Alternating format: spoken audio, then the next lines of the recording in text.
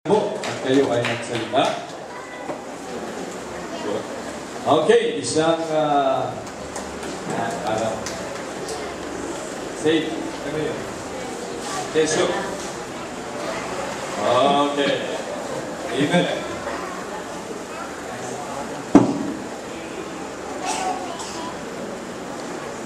Praise the Lord. Okay, muli po, palakpan natin ating session speakers. Maraming salamat po sa inyo. And of course, ay ang ating pong kitchen crew, sina Brother Anselmo, ano pa rin sila, sina Sister Yolin ay naroon pa rin, si Ma'am Lolin ay naroon, si Faith. Ang walang bukas, nasan si Sister Vicky, siyang gumawa ng buko juice na napakatamis. Praise the Lord. At sino pa mga nandoon sa kitchen kanina? Maraming salamat. Masarap yung ulam. Amen? Masarap din yung pansit. Amen. Okay, so, ay nagpapasalamat sa Panginoon. I hope yung bunga nito, makita natin, mananalangin natin, mga commitments ninyo. At kagaya ng sinabi ko again, I encourage you, be the one to tell it to other members. Amen? Sabihin po ninyo sa kanila, be part of the development of our church. At last Sunday, we will bring our treasure offering here. Amen? At lalagyan po natin ng seremonyas yan. First time, we'll have to do it. So, yung Sunday school, mas masurte natin ang Sunday school natin to give way with our treasure offering. So yung pong mga treasure offering envelopes nandoon pa rin. At kung hindi pera yung ibibigay, walang value, walang money value, then yung tag, ibibigay din natin yan para mailagay mo yan. Kung sino man ang iyong treasure, ay dalhin mo, lalagyan natin dito, lahat ay may tag, makikita natin may envelopes, ma-offering natin sa Panginoon, our treasure offering, that will be last Sunday. And that will now start off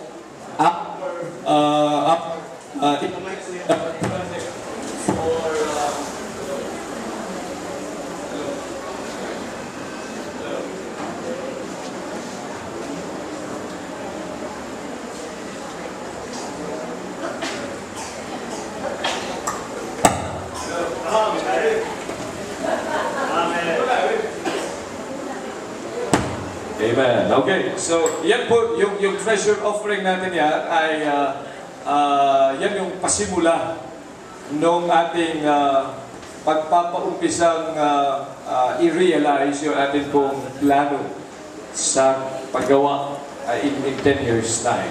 Okay, so yan po ang ating gagawin. That's why I'd like you to really come here on last Sunday. And we'll have a great celebration for our Treasure Offering Sunday. Amen? Well, are you happy tonight? Amen. Okay, tayo lahat po ay magsitayo. And again, I thank you that you have come tonight. Tomorrow, yung sinasabi ni Brother Rolly na 100 soul winners, kung pwedeng ma-realize, if you come for soul winning tomorrow. Amen? In your areas, pwede yung sumama sa visitation and soul winning sa inyong areas. Area 9, ay doon tayo sa Sampiruhan. Doon, baha pa rin. Pakitext lang kung baha. Kung wala doon, ay doon tayo sa inyo. Okay, sige. So sa area 9, tayo ay magwakas sa panalangin. Tawagin natin si Pastor Tamoria para wakasan tayo sa panalangin.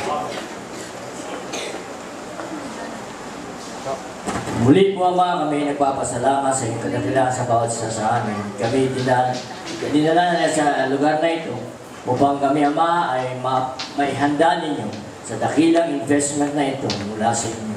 Palayo po yung mga anak, palayo po ang bawat isa sa mga decisions na aming ginawa sa gabi ito. Patawad sa mga nagawa ng pagkakasal. Palayan mo rin po si Pastor Kalayan, kanyang gawain.